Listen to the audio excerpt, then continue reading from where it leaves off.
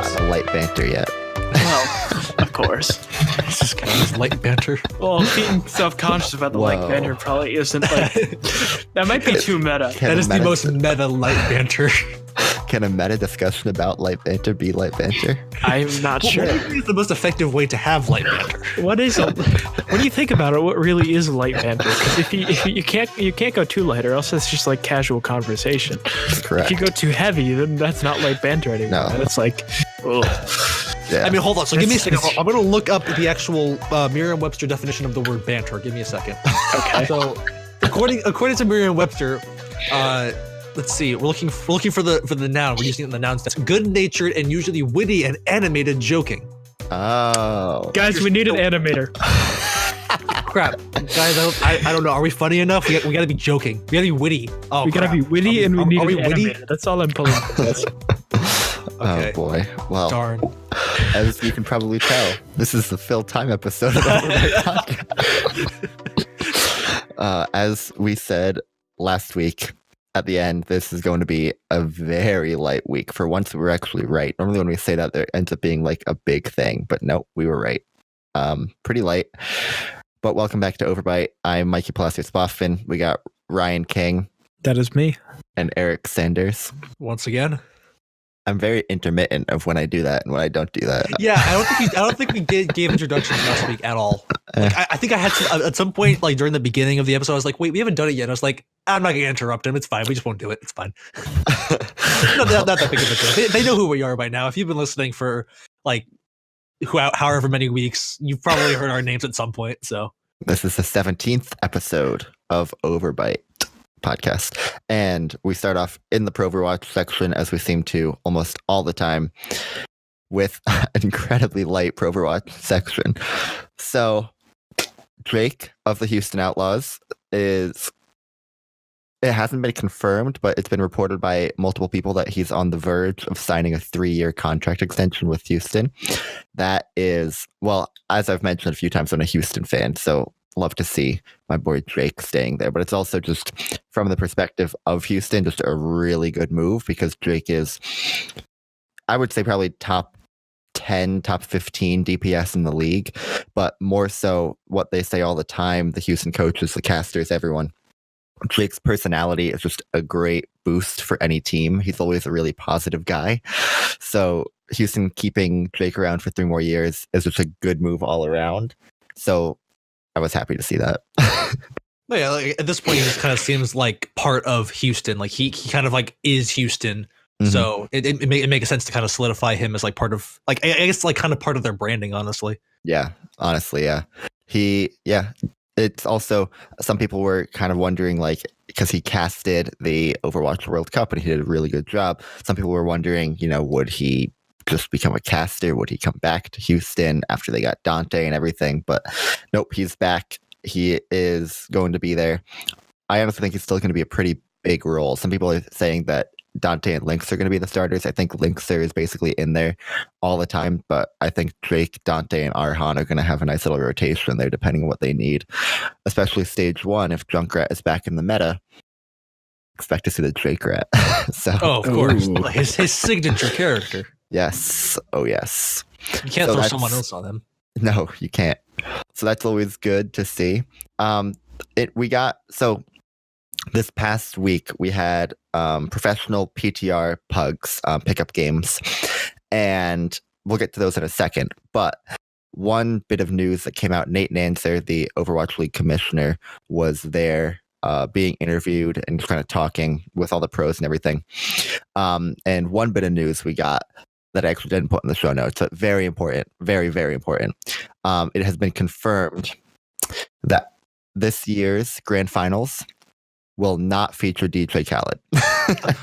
Oh, thank goodness. Oh, darn. You know what? I don't even think I'm going to go this year. That's the only reason I went to finals, honestly. Like, you guys dragged me there, and I was like, I don't want to go. And you went to DJ Khaled. I'm like, sign me up. I'm good. Let's do it.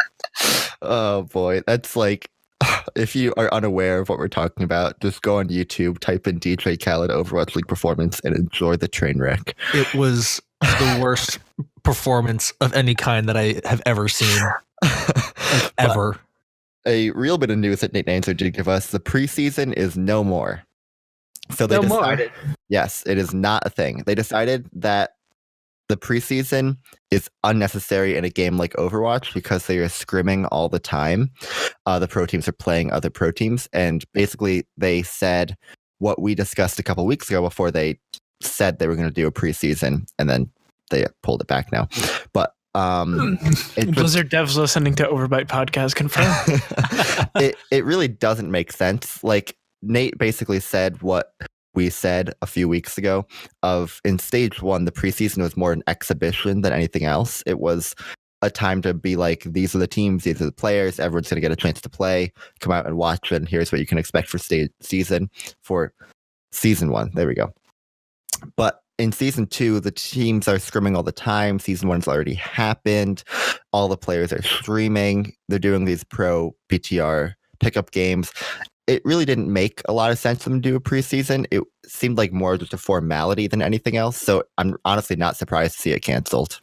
I'm fine with that though, because if, like we were saying before, a couple weeks ago, I want to come back and see these huge games that they've scheduled. They have Spitfire and Philly, yeah, and I feel like if they had the preseason there, then that kind of takes the edge off of that.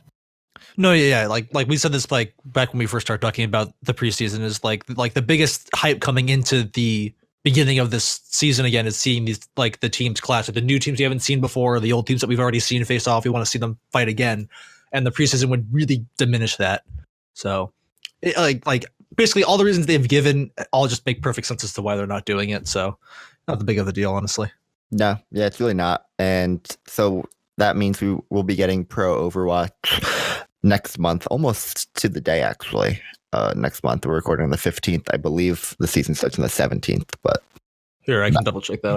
I have the website open. Well, there you go. But so yeah, no preseason. 14th. So almost less than a month at this point. Love is in the air at Overwatch League Season 2. Feel your love for Overwatch with the first day of Season 2 of the Overwatch League. That's right. So no preseason. The PTR pickup games that I mentioned, those are pretty interesting. They had a lot of different pros, a lot of different people. All of Houston was there. I know Jonak was there. Carpe was there. A lot of Toronto Defiant players were there. Ben Best of the Atlanta Reign, Reinhardt was there. And Ben Best, Atlanta Reign, Reinhardt, or main tank player, hit an insane 180 like prediction earth shatter to stop and like ult and Genji. It was crazy. But the biggest takeaways we got were there was not a lot of goats played. So remember, these are played in the PTR, so that's where the armor nerfs were, the Reaper buff. Also, most likely where they're going to be playing the stages.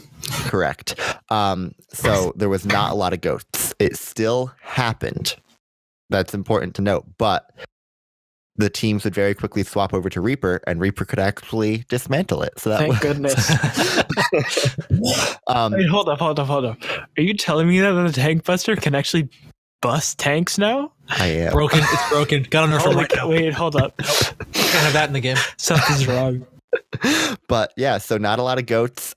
People would do it basically as like a one push thing when teams wouldn't be expecting it and they didn't have a team comp to counter it. Teams would swap over to goats, go out, kind of take the point, and then they were kind of screwed for the next fight because the other team would just kind of swap to destroy it. So it's a very situational thing, like a dive now, which is cool. There was a lot of Reaper play. I saw Jake on Reaper at one point. And it's good for me.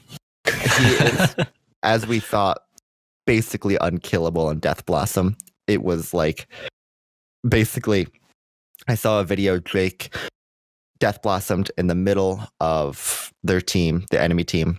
And his health did not go below full the entire time. Oh my God. I saw a video that just recently, Fissure, on his stream, was on the PTR, and basically he was Reaper with Death Blossom and told the enemy team, like they were on that point. Numbani, right? Yeah, they're on Numbani A. And they were basically on point, a little bit off, so they weren't far. They were in Reaper range, and he said, everyone shoot me when I'm in that blossom. And he killed the entire enemy team and basically had full health at the end. So, oh my god, it's scary. But Reaper being back in the meta is good because it controls goats and it controls triple tank and it controls Brigitte. So I'm perfectly fine seeing Reaper. We also saw in general a more diverse hero pool, probably because of the Diva Defense Matrix nerf. We saw a lot more DPS come out. We saw a lot more everything. Of course, didn't see, Bastion, Torb, or Sim still, and we won't.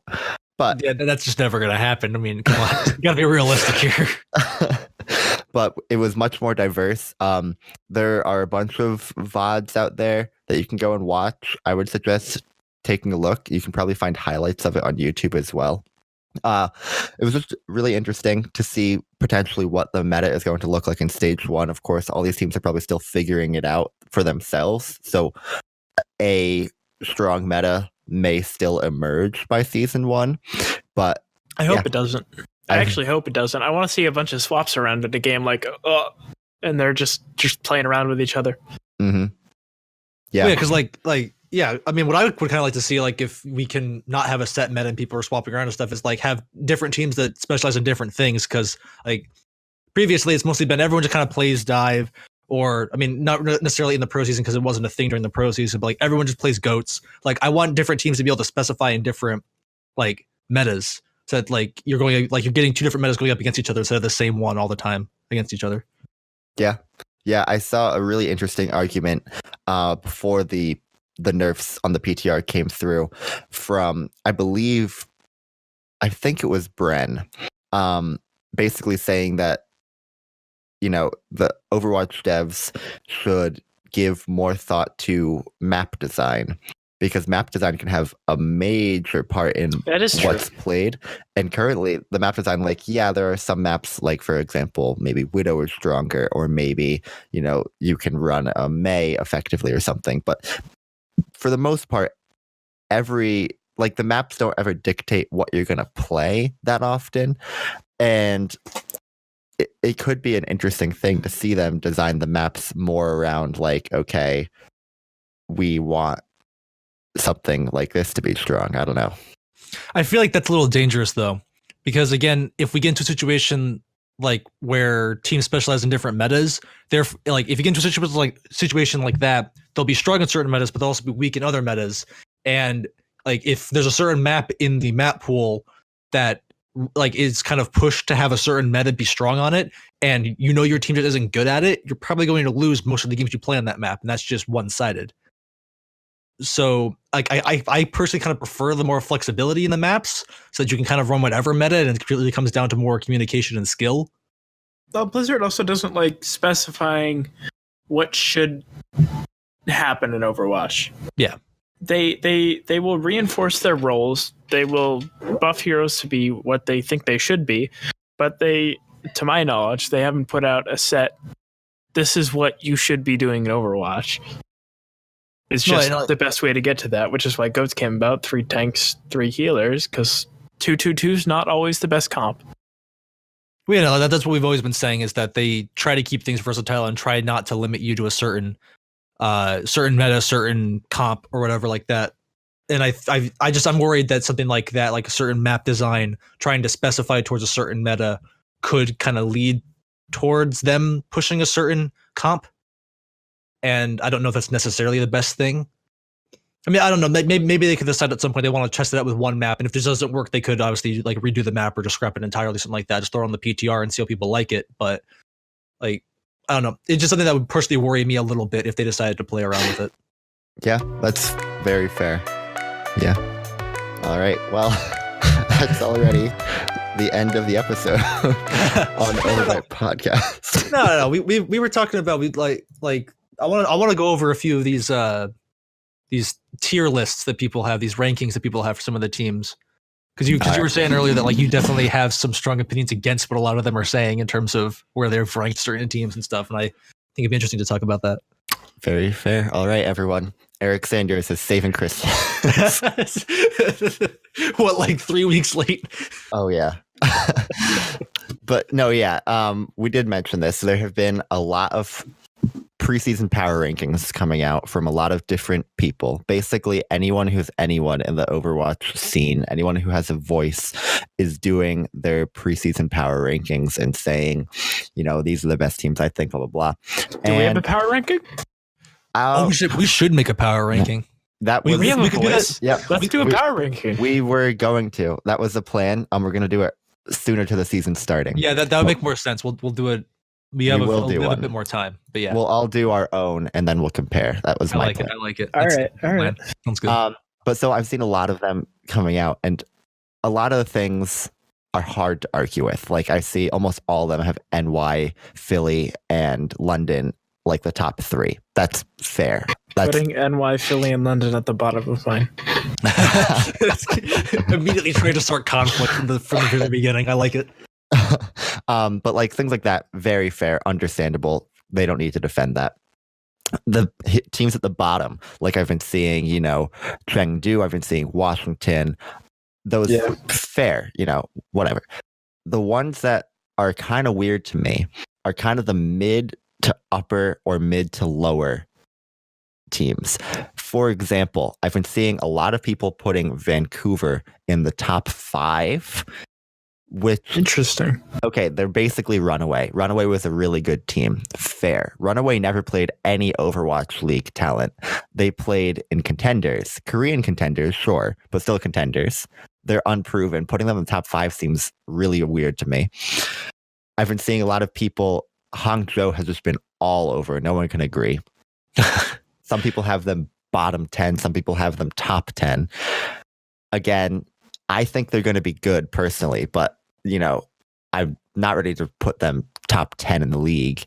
They need to prove something. The one that's confused me the most, the 2 I should say, Boston and Houston have just been all over the place. But for the most part, I've been seeing people put them at least lower half of the league. Boston was without a doubt one of the best teams in the league last year. Sure, they've made some weird choices. They lost mistakes. They lost Striker, but they still have Kellex. They still have, their core. They lost Neko, which was fine because from what we understand, Neko was a clubhouse cancer. But like they still have Kellex. They still have Note. They still have a lot of. They have Gamsu, who's seen as like one of the best tanks. Yeah. They're still a really good team. And Houston was literally a game away from making the playoffs last year. And all they did is bring in Dante, patching arguably their biggest weakness, and they released all the players that they weren't using. So it's really confusing to me. Like I've seen Houston as low as like 3rd lowest in the league. And I'm probably a little bit biased because they're my favorite team. But like bottom 3 just seems wrong. No, yeah, like you definitely have a lot of like backing there of like this doesn't quite seem right. Like I can honestly understand a little bit of why they're putting the Boston a bit lower, because yes, they still have a lot of their core, but they did lose a lot of their DPS lineup, which was a big strong suit for them. So I'm sure a lot of people are worried, like, are they going to be able to like live up to what they had in the past now that they've changed up a bunch of their DPS lineup? So that's understandable. Like you said, Houston hasn't changed anything aside from adding a really good DPS. So I don't see why people are all of a sudden saying, oh no, they're not going to be good. Like, where did this come from? Like they more than proved themselves during the first season to at least be like higher mid tier. Mm-hmm. Yeah, like they definitely did. Their tank line is widely considered to be one of the best in the league, Muma and Coolmat. And then Spree, when he gets in, Spree is often pointed out as the best Zarya in the game right now. He just doesn't get in because he's basically a Zarya one trick. But if you watch him on King's Row, Spree will be in there and he will be crazy. Their Raucus is a very good Zenyatta. Bonnie is a very diverse healer. Boink is really good. The DPS is also really strong with now Drake, Arhan, and Dante kind of rotating, and Lynx is going to be like, I have legitimately seen people like Sabiolby, people like Jonak, people like Carpe saying that Linkser is the best DPS in the world when he is on, and when he is on, no team is going to beat Houston. Like, how do you take a team with a guy like that and put them bottom 5? It's like, Again, because like, if I was on Houston, I would just be like so pissed off by all this. Like, it's insulting to them and how well they did in season 1. oh yeah, of course, because again, like, That means like, they'll just have to show everyone up this season. Yeah. oh yeah, I can't wait for Houston to come up out of nowhere and just be like, oh, what, you thought we were bottom 3 and boom, we won the whole thing. How's that? I honestly like while I have my other teams that I prefer to win, I would also be very happy if Houston just kind of came up and slapped everyone in the face saying, what, you thought I wasn't good enough? How's this? Yeah. Like that would also make my day though. Yeah. It's another confusing thing I've been seeing. I've been seeing people putting the San Francisco Shock, like on some lists, I saw them as high as number 3. Yeah, I'm seeing that right now on one of the lists I'm looking at. And yeah, so no one disputes that even last season they have some of the best raw talent in the league. But last season they demonstrated they don't know how to play together as a team, and all they did is bring in even more people.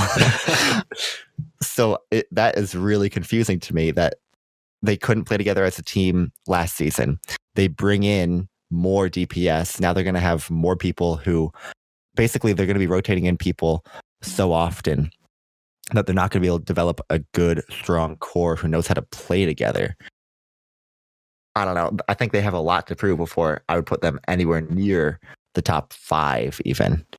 Oh yeah, for sure, especially like top 3. Like because again, like I think it makes total sense to have NYXL, Spitfire, and Philly up at the top because it just makes sense. How they performed by the end of the season, I don't see how you cannot put them at the top 3. So the fact that like some people feel that Shock is good enough to beat out one of them, that's a little ridiculous, I think. Yeah. And like another example of this, I'm looking at Reinforce's list. I don't know if you've looked at this one, but his is even crazier, I think, because he kicked out London for the number 2 spot and replaced them with Gladiators. What? And he moved London down to number 7. What? Yes, they're not even top Interesting. 5 on his list, and they put Gladiators at number 2, above Fusion and right below NYXL. That I like, have no idea why he thinks that. wow. I mean, Gladiators is a really good team. Nothing against them, but London won the grand finals. Yeah, exactly. Like, and they didn't even change much during the offseason. I think so, like, there's no reason to think they'd be that bad. Well, I think also since we are talking about Overwatch is a very, very changeable game. Mhm. It's very fluctuating. It fluctuates a bunch. I think also there's going to be actual like brackets, and anyone within this said bracket in the ranking can beat each other, and it can easily go either way. It's not a definite win. So even if some person's ranked number 1 over number 2, it means that they think that person should be able to beat them. But if they're that close in ranking anyways, they can easily go either way. Mm-hmm. No, that's fair. I'm just really shocked with how far he pushed Spitfire down, honestly, especially considering they won the entire season. Yeah. Mm-hmm. And they were on top for all the stages. Yeah. I just think that's really weird to push them down that far. Like in a similar fashion, I'm looking at the ESPN, like a couple people from ESPN giving their tier list. They only gave top 10s apparently. So you don't see their rankings for the bottom 10 from what I'm seeing, but they also, both of them, put Gladiators at number 3, kicking out who'd they kick out? Kicking out Philly. That's so bizarre to me. Really weird. Like Philly's down to number 4 for both of them, but I just find it again really odd that Gladiators were good, they were strong, but honestly, I feel like there were some teams that were a bit stronger than them that didn't make it to like the top 3 last season. So I find it kind of odd that all these people are pushing the Gladiators up so high on their lists. Yeah. Wow. I'm looking at another one right now from esports.net. And they start at the bottom and they have, Chengdu number 20, Washington number 19, Guangzhou number 17, Florida number 16, Shanghai number 15. All fair. Yeah. You'll notice I skipped over 18. Wait, who's 18? 18 is the Spark. Okay. Interesting. How are you going to have the Spark as the third worst team in the league? Like under Florida, under Guangzhou, under Shanghai, under like that's okay. Like, is there any justification? Because I would really like to know why. Because like we've talked about Spark like since we first heard about them. Like they just seem like a really strong team. Yeah, especially with like although we haven't seen them all work together, we've seen people like Shanghai work together, and they didn't win a single game. Like, correct. So you think even though they changed everything up, that's great. I think they have some good potential. But you think that they're gonna do way better than this team that like we already know has really good potential based on the individual players? Basically, really they're weird. saying that they have strong talent but no real identity. No, duh. They None of the new played teams together. have identity. That's why they're new. What? Oh, Interesting. Very interesting. I Alright. I don't know, man. I mean, like, all I'm gonna say is like I personally am taking the ESPN people's opinions with a bit of a grain of salt because no offense to them, I'm sure the people working on these teams for Overwatch and stuff are very big into like games and esports and everything, but at the same time, they are ESPN. They've been working probably with general sports for a while. They might not have the biggest grasp on esports as opposed to someone that has worked entirely in esports. So, Fair. like, again, like I don't know exactly what their backgrounds are, but there's the chance that they don't have the biggest knowledge in this field compared to like anyone else that might be working for Overwatch. Very fair. Yeah, all these power rankings, everyone is coming out with their own. They're all different. Like, we'll do our own soon, and then we'll, compare, and you guys can listen and disagree or agree. But I think just generally, I think there's no reason to make the top 5 like anything. In the top 5, I feel like there has to be NY, London, Philly, and probably the Valiant, because they proved themselves last season. They don't need to prove anything right now. They should just be there, in my opinion. Like, I don't understand how anyone can have any of those teams outside the top 5, but we see it pop up with people putting the Shock above them, the Gladiators, and the Gladiators were great. But all I'm going to say about that thing is Valiant won the battle for LA. We also beat the Shock, so we own California. Just saying. There you go. So, in terms of power rankings, although what I will say is the fact that we did lose Soon, which I think is a big thing, because Soon was a very core piece of the roster because of the Tracer and the Widow he brought. Mm-hmm. I mean, like we still have like Bunny for the Tracer and stuff. We have KSF, who I believe plays Hitscan. So we still have we definitely have our options there, and like we have still strong DPS, but I think losing Soon is a bit of a downer for it. Mm-hmm. Fair. Again, not to say that they're not still not gonna be strong, because everything else we kept and it's still solid, but that's still something that you can't ignore, the fact that we did lose Soon. Very fair. Yeah. True.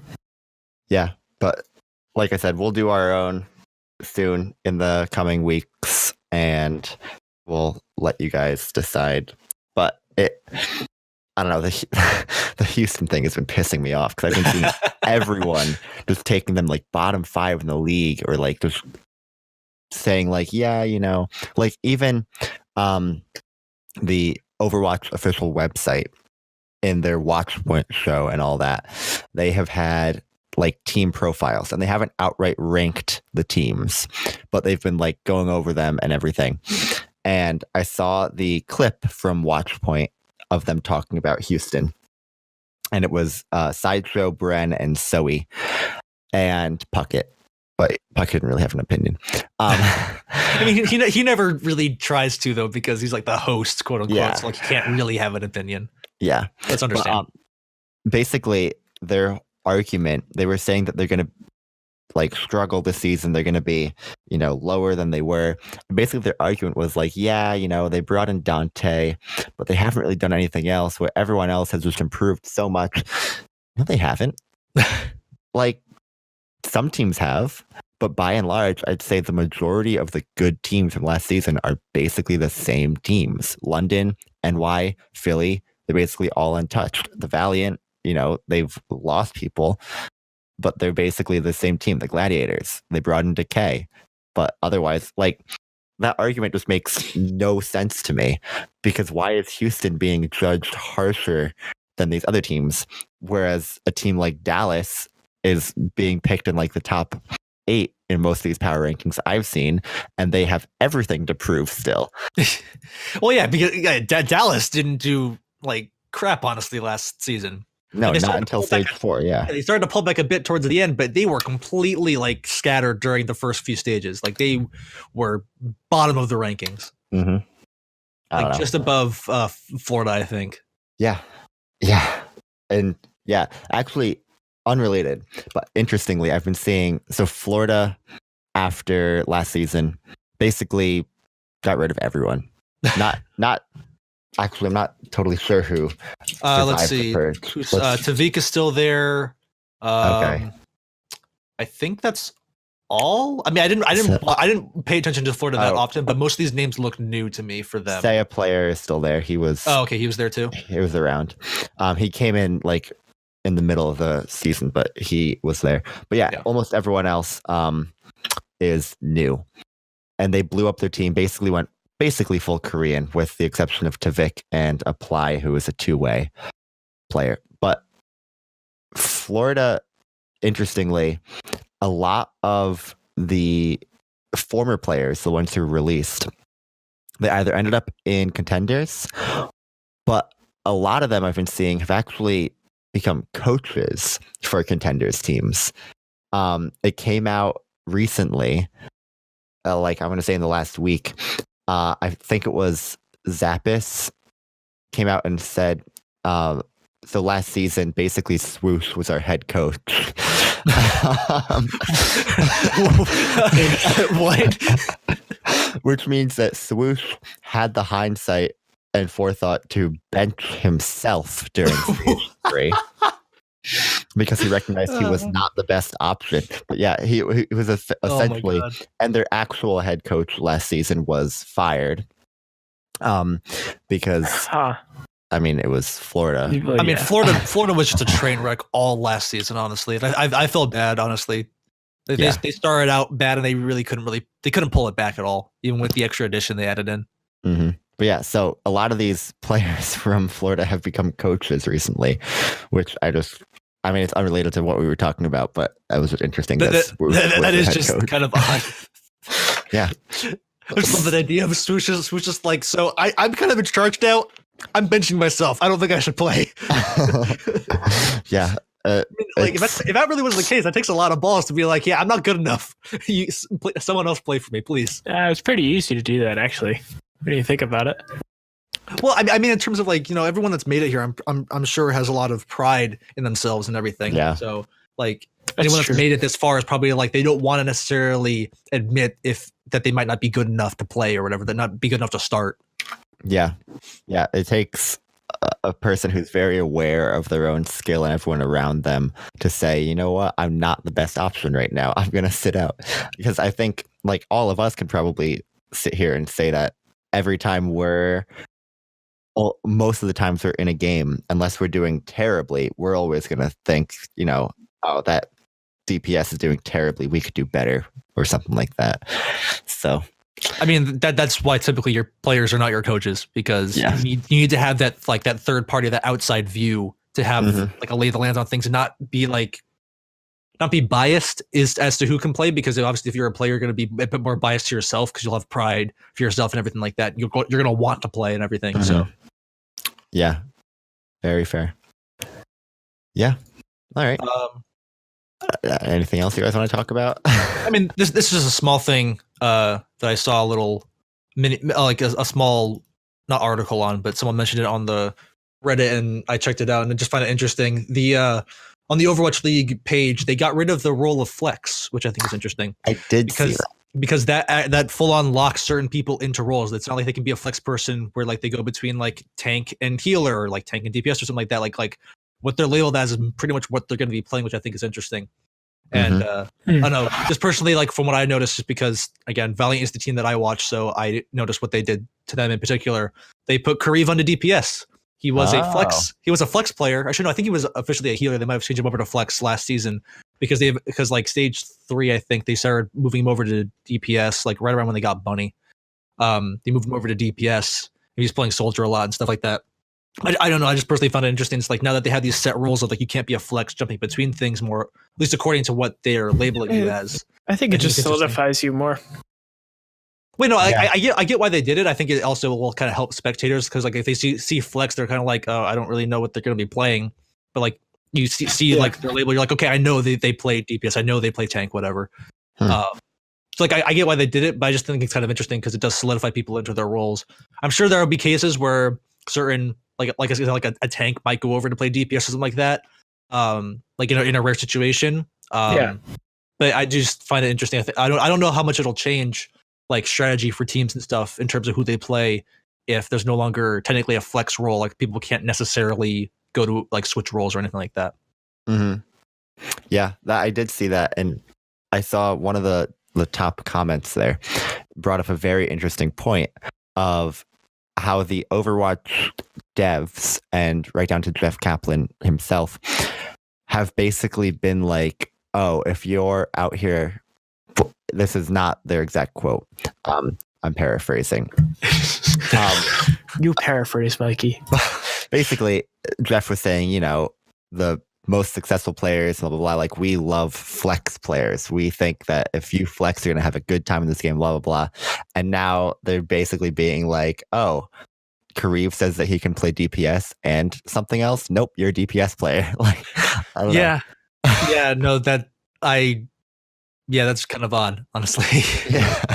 I don't know, just going against the message that they like to preach. And it's a good message because I agree that if you're flexible in the game, you're going to have a better time because if you get blocked out, you know, of your role in competitive, you go in, you're a Mercy one trick and someone insta-locks Mercy on you. Well, what are you going to do now? Yeah, like you have to be able to play other stuff. Yeah, it's good to have flexibility. And it just, yeah, like I said, like I'm not quite sure how this is going to pan out in terms of the strategy that the teams run. I'm a little worried it might cause some issues there because, like, again, I'm using Valiant as an example because they're just the ones I know the best of. Like before, like if you needed to, you could have Kareev run run the Zen if you needed a Zen. But then it's like, oh crap, we need a hit scan. Like we don't have, like, for instance, like maybe we don't have Soon in right now. We need a hit scan. Throw Kareev on the soldier. You're good. Like you can't do that anymore. Like if like he's on the DPS now, but like if you wanted his level of Zen or something like that, you can't do that anymore. Theoretically, again, I don't know how strict they're going to be with these rules. It might just be a formality title thing just to make it look nicer and not have that ambiguous flex label. But I don't know, just the fact that they got rid of it kind of seems like they're pushing them more towards you are setting a role for the player, and that is all they're going to play. Which again, like I'm a little worried could possibly hurt strategies for teams and what they want to do and how they want to run players based on what their hero pools are. So we've seen a lot, like some of the people that are coming in with the new teams and everything, that they have, some of them have hero pools that cross roles. So like if they're going to be a bit more strict with the role that they have to play, obviously you're kind of cutting off part of people's hero pools and what they're allowed to play in the league. Yeah, that's true. I wasn't laughing at what you said. Oh, thank you. I worked very hard on that joke. Yes. This is totally unrelated to anything. Like he's found a meme. Kind. I was just scrolling through kind of. I'm gonna let me snip this and send it to you guys. I was just scrolling through the Houston Outlaws Discord, and they have a section for, you know, letting you know when their players are streaming and when they're live. And actually, let's put this into discussion for the overall OverByte podcast Discord server. Let's go check it out. There's the plug.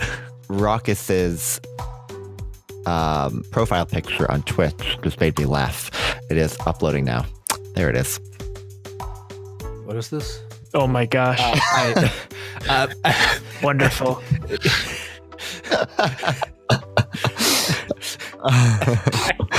Well played. I'm speechless.